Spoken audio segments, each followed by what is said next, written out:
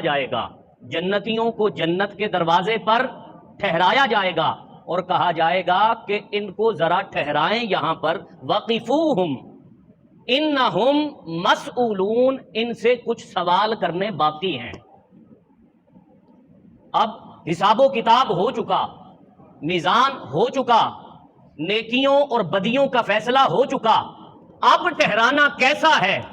تو جو تفسیر کے بہت بڑے امام ہیں حضرت عبداللہ ابن عباس رضی اللہ تعالی عنہ، ان کی تفسیری قول، ان کا تفسیری قول پیش کر رہا ہوں۔ آپ نے فرمایا کہ جنتیوں کو جنت کے دروازے پر اس لیے ٹھہرایا جائے گا، کہا جائے گا ان کے سینوں کو چاک کرو، ان کے سینوں کو چاک کر کے ان کے دلوں کو باہر نکالو اور ان کے دلوں کو چیر کر یہ دیکھو کہ کیا ان کے دلوں میں اہل بیت کی محبت ہے یا نہیں۔ اگر دلوں میں اہل بیت کی محبت ہوگی تو جنت کا پروانہ تھما دیا جائے گا، وگرنہ جنت کے دروازے سے اٹھا کر دوزخ میں پھینک دیا جائے گا۔ جن کے دل اہل بیت اطہار کی محبت سے خالی ہوں گے، جن کے دل ذکر اہل بیت سننے سے غافل ہوں گے، جن کے دل اہل بیت اطہار کے بغض سے بھرے ہوئے ہوں گے، وہ جنت کے دروازے سے واپس کر دیے جائیں گے۔ اس لیے اہل بیت اطہار کی محبت یہ لازم ہے اور اس کے بغیر چھٹکارا بھی نہیں ہے۔ آپ جانتے ہیں کہ تمام صحابہ کرام حضور کی اہل بیت سے محبت کرنے والے تھے۔ بخاری شریف کے اندر حضرت ابو بکر کی لوری لکھی ہے جو وہ سیدنا امام حسن کو دیا کرتے، اور وہ لوری کیا تھی؟ آپ فرماتے ہیں بی ابی شبیہم بن نبی، اے شہزادے حسن تجھ پر میرا باپ قربان ہو، تو رسول اللہ کی شبی ہے۔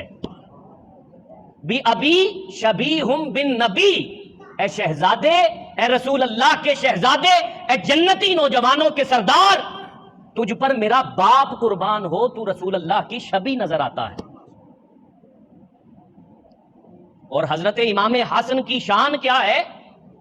الحسن اشبہ برسول اللہ ما بین صدری والرأس، کہ حضرت امام حسن سر سے لے کر ناف تک حضور علیہ الصلوۃ والسلام کی شبیہ تھے۔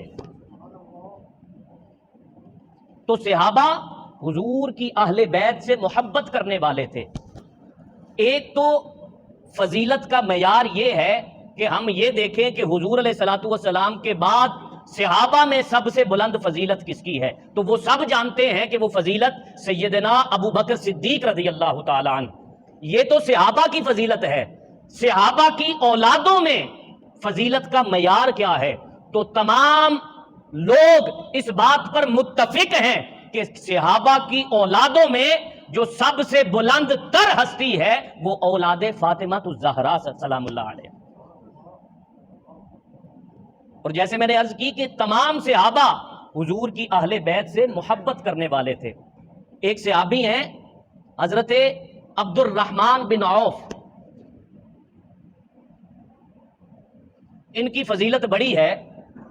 ان کی فضیلت کے لیے صرف اتنی بات بتا دیتا ہوں کہ آپ کا وقت وصال جب قریب آیا تو صحابہ کرام حضرت ام المومنین سیدہ عائشہ الصدیقہ سلام اللہ علیہا کے پاس پہنچے اور عرض کی کہ ہم حضرت عبد الرحمن بن عوف کو شیخین کے ساتھ حضور کے پہلو میں دفن کرنا چاہتے ہیں، آپ کی اجازت لینے کے لیے آئے ہیں۔ تو حضرت عائشہ صدیقہ نے فرمایا کہ عبد الرحمن اس بات کے اہل ہیں کہ وہ حضور کے پہلو میں دفن ہوں۔ حضرت عائشہ صدیقہ نے اجازت دے دی۔ قربان جائیں صحابہ کے ادب پر۔ جب یہ خوشخبری لے کر حضرت عبد الرحمن بن عوف کے پاس صحابہ پہنچے تو حضرت عبد الرحمن بن عوف تھر تھر کانپنے لگے، اور آپ نے فرمایا کہ میرے وصال کے بعد مجھے جنت البقیع میں دفن کرنا، میں وہاں دفن ہونے کے قابل نہیں۔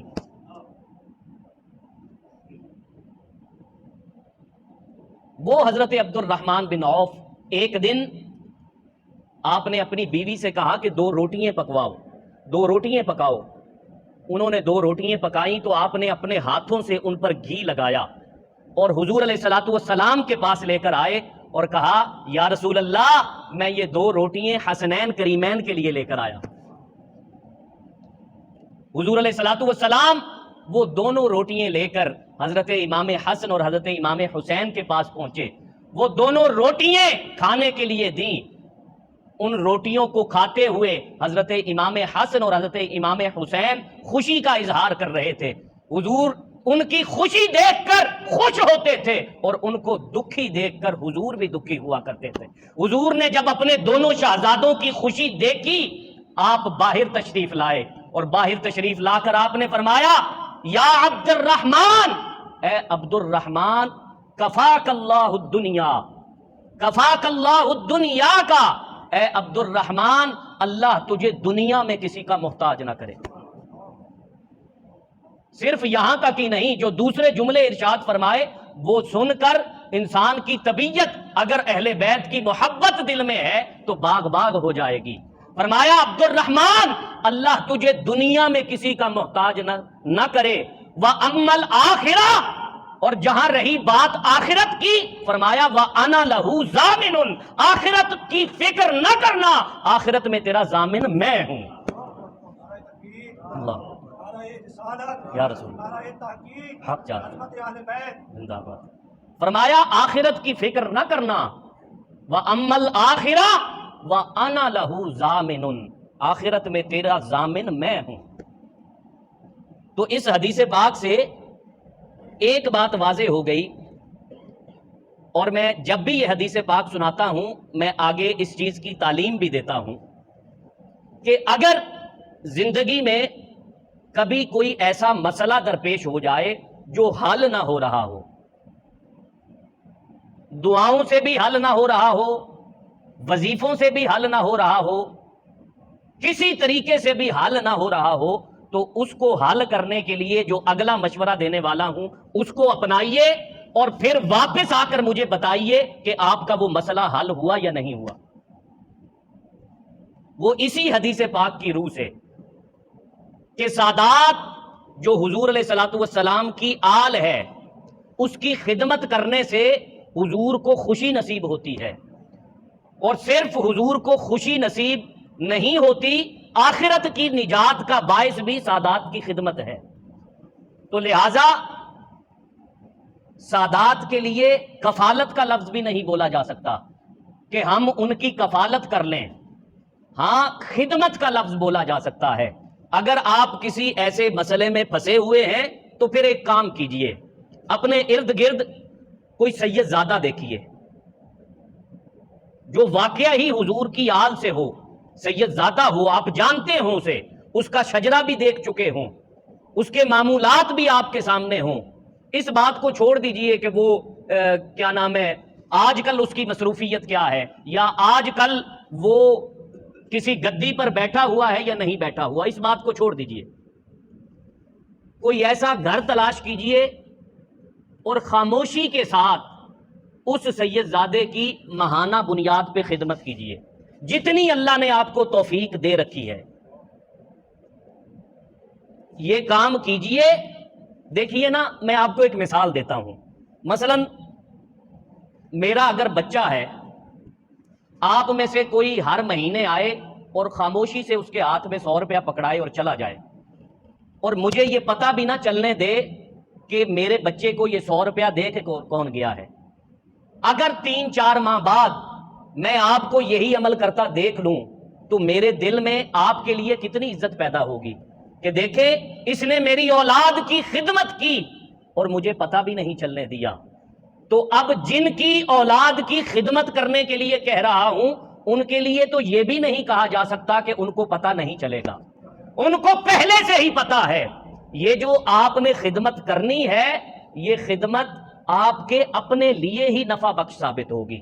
لہذا کسی ایسے کام کے لیے بار بار کہہ رہا ہوں جو نہیں حل ہو رہا، جو بار بار آپ کو پریشان کر رہا ہے، اس سے نجات کے لیے اس وظیفے پہ عمل کیجئے اور بعد میں آ کے بتائیے کہ وہ مسئلہ حل ہوا یا نہیں حل ہوا. یہ ایک عمل تھا جو میں نے آپ کو بتایا کہ حضور علیہ الصلوۃ والسلام اس سے خوشی بھی محسوس کریں گے اور آخرت میں نجات کا باعث بھی ہوگا۔ اہل بیت کی محبت دنیا میں بھی نفع سے خالی نہیں ہے اور آخرت میں تو نفع ہی نفع ہے۔ لہذا